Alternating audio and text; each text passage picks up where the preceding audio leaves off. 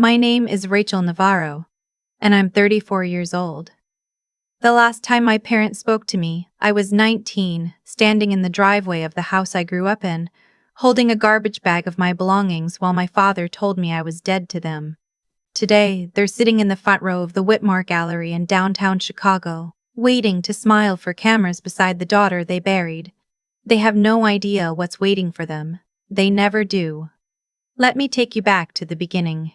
I was the first person in my family to get into the Art Institute of Chicago, full scholarship.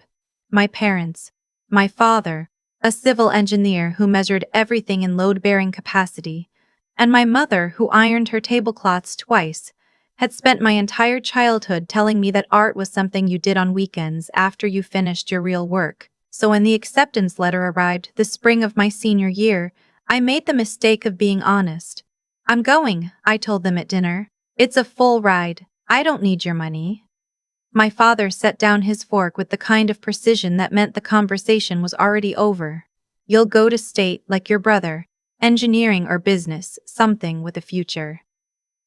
This is my future. My mother looked at the wall behind me. "We didn't raise you to waste your life drawing pictures." What happened next took 3 weeks. 3 weeks of my father leaving printouts on my pillow. Statistics about unemployed artists, articles about student debt, a single printed email from his colleague whose daughter had thrown her life away on a fine arts degree. 3 weeks of my mother stopping mid-sentence whenever I walked into a room, of dinners so quiet I could hear the refrigerator hum. Then the ultimatum, delivered on a Tuesday evening in February, as calm and final as a foreclosure notice. "If you walk into that school in September," my father said, "you walk out of this family. We will not fund a fantasy. We will not watch you fail. And we will not be embarrassed by a daughter who chose finger painting over a real life." I was 19. I'd been accepted to one of the best art schools in the country. I'd earned it completely on my own. And my father was calling it finger painting. "I'm going," I said. He walked to the front closet, pulled out the black garbage bag from the shelf where we kept the cleaning supplies, and held it out to me without a word. My mother sat at the kitchen table and did not look up from her hands. I had 40 minutes. I took my sketchbooks, my grandmother's silver bracelet, my acceptance letter, and $340 from the ceramic jar I'd been filling since I was 15. The door locked behind me with a sound I still hear sometimes, in the quiet after a gallery closes and the crowd goes home. I slept on my friend Danny's couch for 2 weeks before I found Margaret Chen. I wasn't looking for a mentor. I was looking for a part-time job, and the handwritten sign in the window of Chen's paper and frame on Wicker Park said "Help Wanted, Patient People Only." Margaret Chen was 67, Taiwanese American, widowed, and the kind of woman who could tell everything she needed to know about you by watching you handle a piece of handmade paper. I was hired on a Thursday. By the following Monday, she had started teaching me things that were not in my job description. She taught me how to stretch linen canvas without warping, how to mix colors that held their integrity for decades, how to look at a painting and understand not just what it was but what it wanted to be. On Sundays, when the shop was closed, she let me use the back studio, and she would sit in the green armchair in the corner with her tea and say almost nothing, only watching, only occasionally standing to redirect my wrist or tilt my canvas toward the light. "You carry anger in your left shoulder," she said once. "Let it go before you pick up the brush. The painting will know." I didn't understand that for years. Then I did. I moved into the apartment above the shop for $400 a month. Margaret charged me half what she could have because, she said, overhead was better than emptiness. I worked mornings in the shop and painted evenings and weekends. I ate a lot of rice and frozen vegetables, and I was, despite everything, happy in a way I hadn't known was possible, the happiness of a life that was entirely mine. The Art Institute was harder than I had imagined and better than I had hoped. My professors were difficult and brilliant. My classmates were talented and broke and passionate in the messy, unfiltered way you can only be when you're 20. I graduated in 4 years with honors and a portfolio that my advisor said made her feel things she didn't expect to feel before lunch. Margaret was in the front row at graduation. She brought peonies, my grandmother's favorite flower, though I'd never told her that. By 26, I had my first solo show at a small gallery in Pilsen. It sold out in 3 days. A collector named David Whitmore bought 2 pieces and left his card. By 28, I had representation.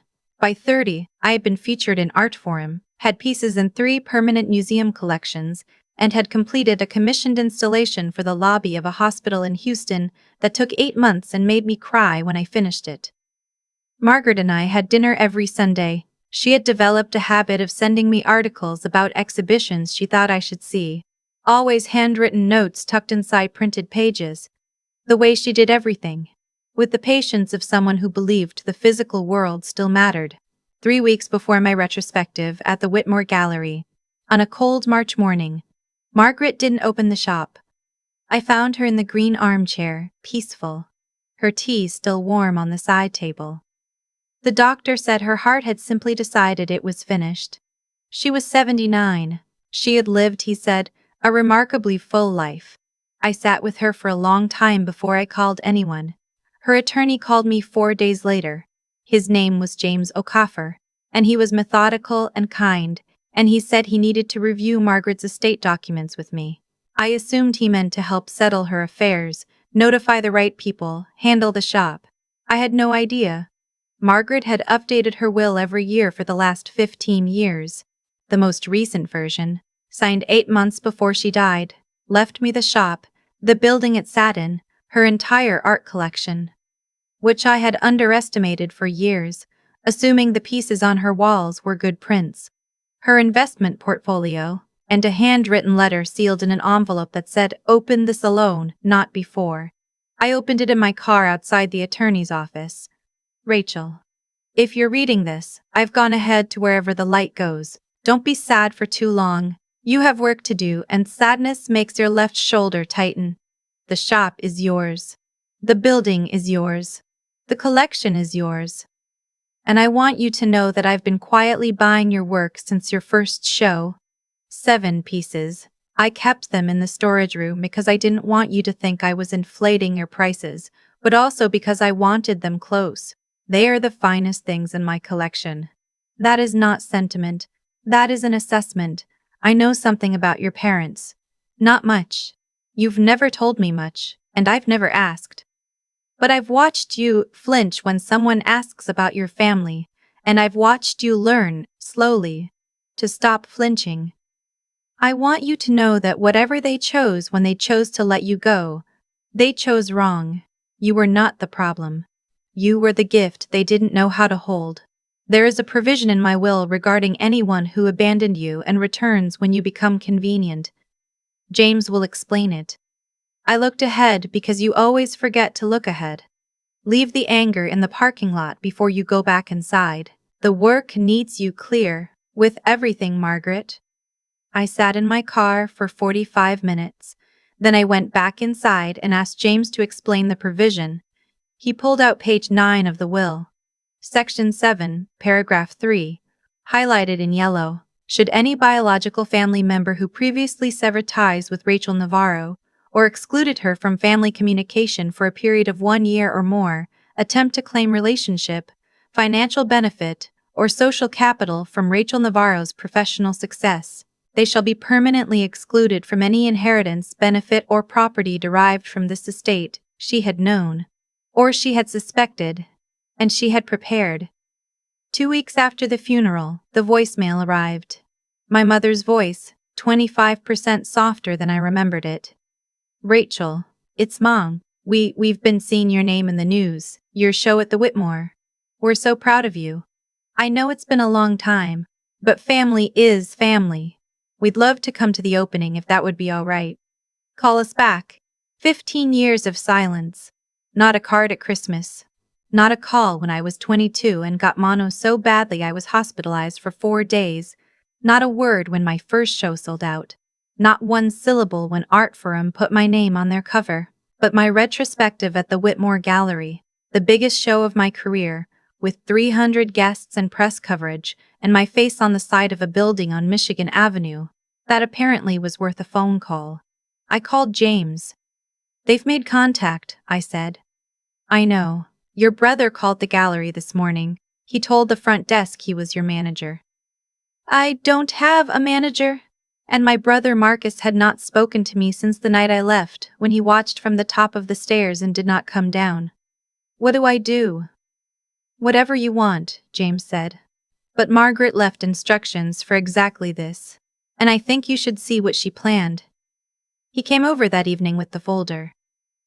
Inside was a document I hadn't seen before. A recorded statement Margaret had made with her phone, uploaded to a secure drive, time-stamped 2 years ago. She was sitting in the green armchair. Her tea was on the side table. She looked directly into the camera. Hello. My name is Margaret Chen. I'm making this statement of my own free will while fully competent, because I want there to be a record. I have known Rachel Navarro for 15 years. I hired her when she was 19 years old, newly homeless, sleeping on a friend's couch because her parents told her that her talent was an embarrassment. I watched her work harder than anyone I have ever known. I watched her build something extraordinary from nothing, with no safety net, no family support, no financial help from the people who should have been her first and loudest advocates. I am leaving her everything I have, not out of pity, out of recognition. She earned it. If her family appears, and they will appear, because people like that always appear when the lights come on. I want them to hear this directly from me. You had her, and you chose not to. That is the only fact that matters. Everything she is, she built in spite of you, not because of you. You do not get to carry her light. She looked straight at the camera for a moment without speaking. Then, quietly, Rachel. The peonies are in the vase on the windowsill. Don't forget to change the water. I had to put the tablet down. She recorded that 2 years ago, James said. She knew they'd come. She knew people like that eventually come. He closed the folder. Now. The Whitmore opening is in 2 weeks. What would you like to do? I thought about it for a long time. Invite them, I said. He looked at me. Send them a formal invitation.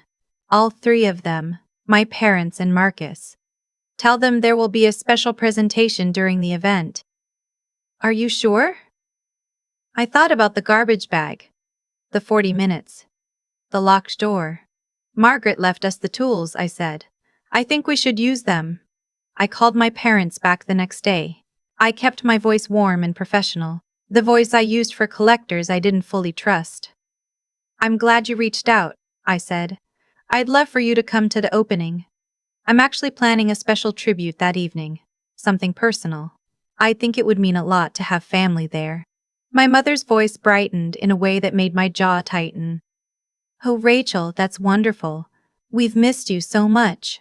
15 years. Not a word for 15 years. And she missed me so much. The invitation will be sent to your address, I said. I'll have your names on the guest list. Marcus called that evening.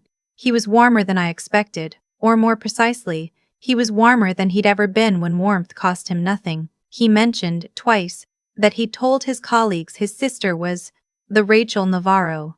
He asked if I needed anyone to help manage the press that evening. I said we had it covered.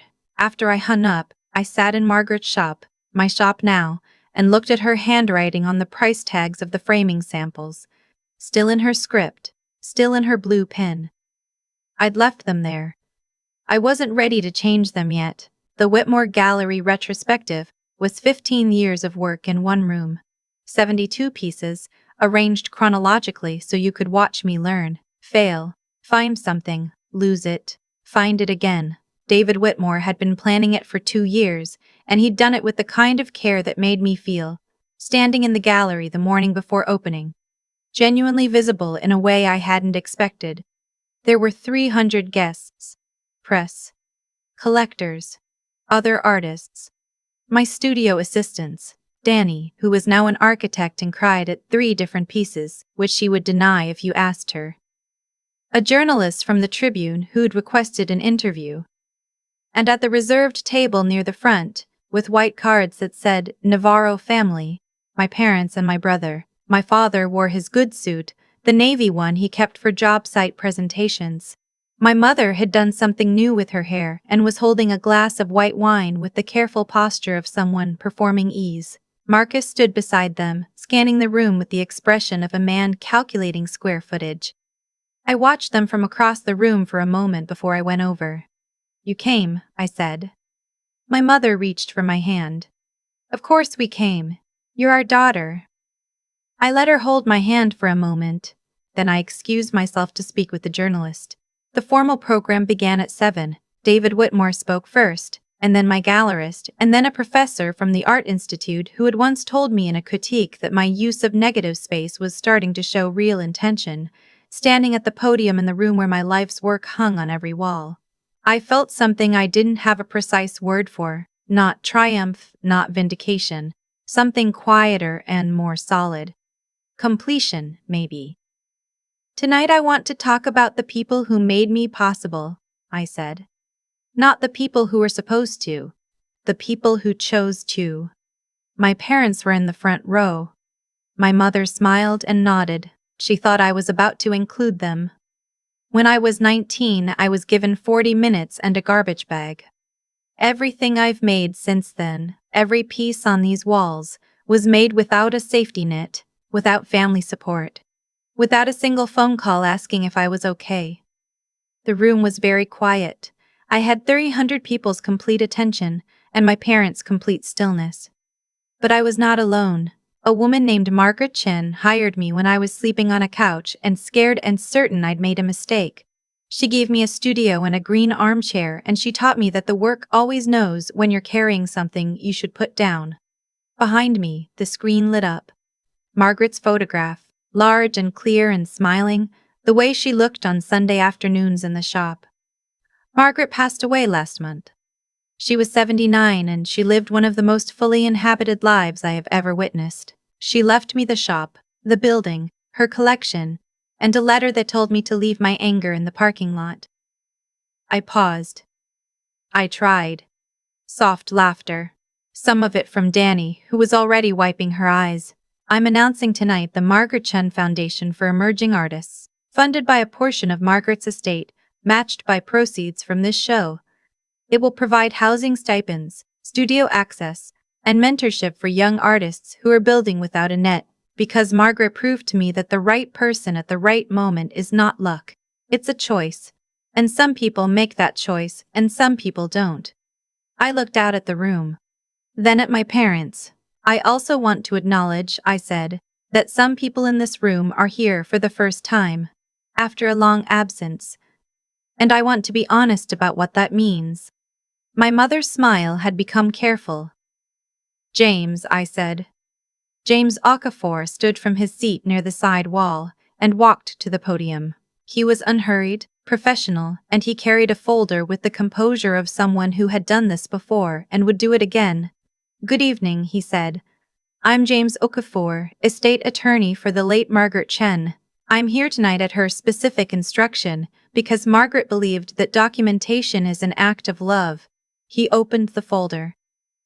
In 2009, Rachel Navarro was 18 years old when she was told her ambition was an embarrassment. In 2010, at 19, she was given 40 minutes to leave her family home after being accepted to the Art Institute of Chicago on a full scholarship. She received no financial support, no communication, and no acknowledgement from her family for the 15 years that followed. The room had changed. I could feel it. Margaret Chen documented this, not out of malice but because she believed that truth, written down and witnessed, is protection. He pulled out a page. She also made a video statement. "With Rachel's permission, we'll play it now." The screen behind me changed. Margaret's face filled the wall, full size, unmistakable, in her green armchair with her tea on the side table, looking directly into the camera. My mother made a small sound. James let the video play, all of it. The part about the garbage bag, the part about watching me build something from nothing. The part about you had her and you chose not to, and the last part. "You do not get to carry her light," spoken in Margaret's quiet, exact voice, landing in the silent room with the weight of a gavel.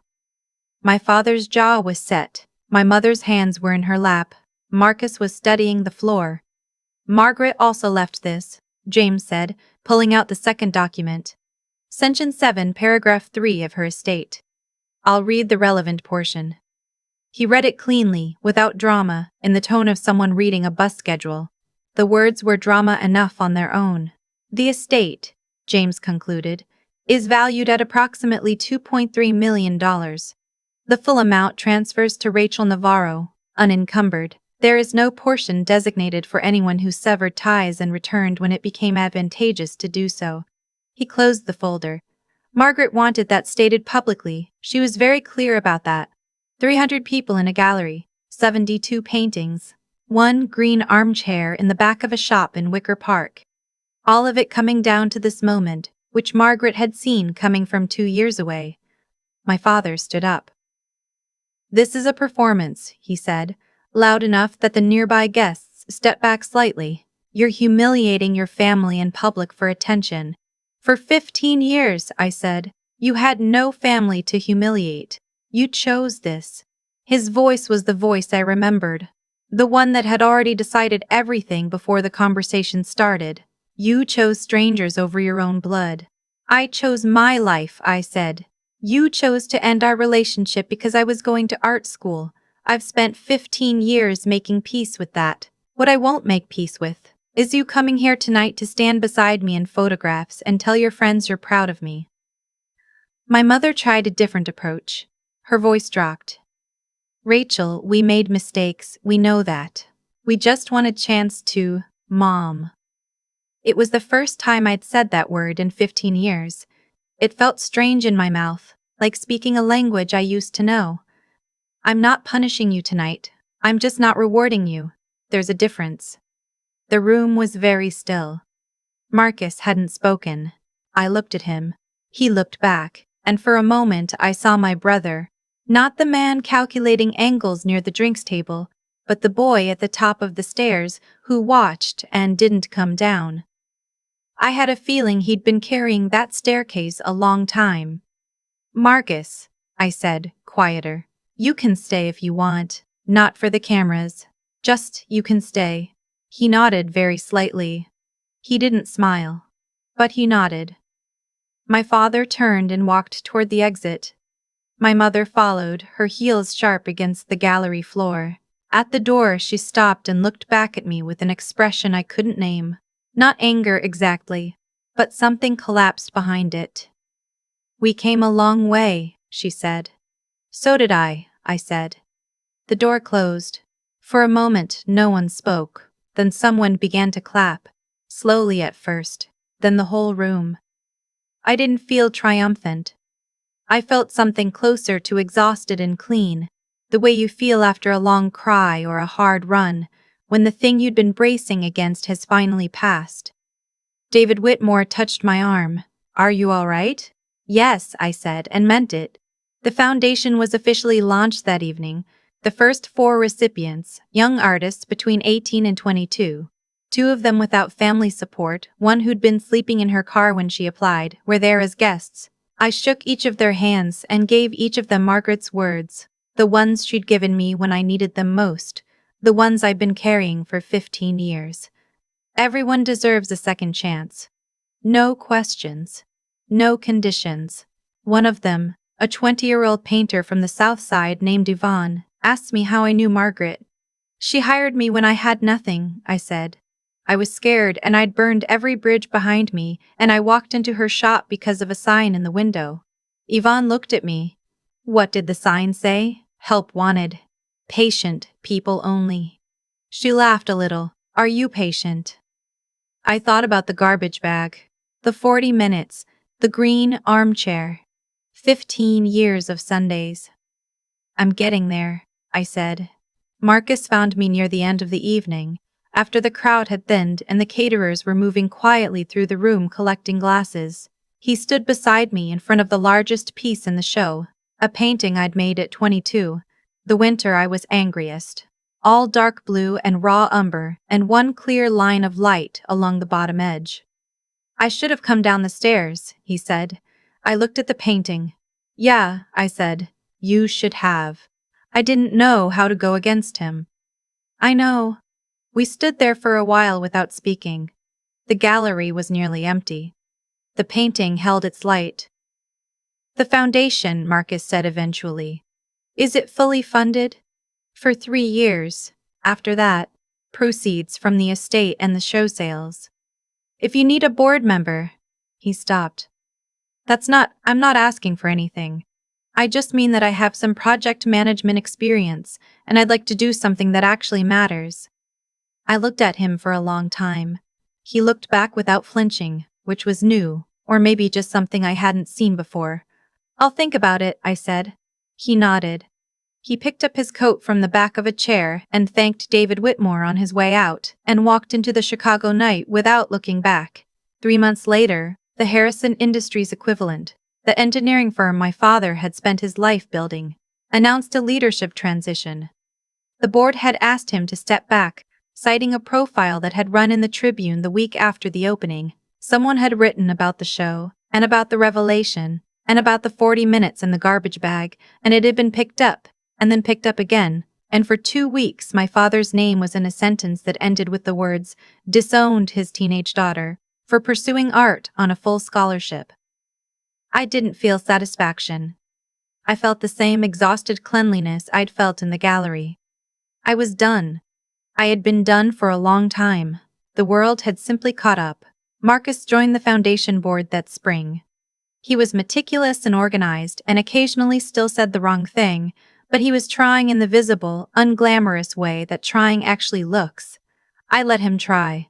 My parents moved to a smaller house in a suburb outside the city.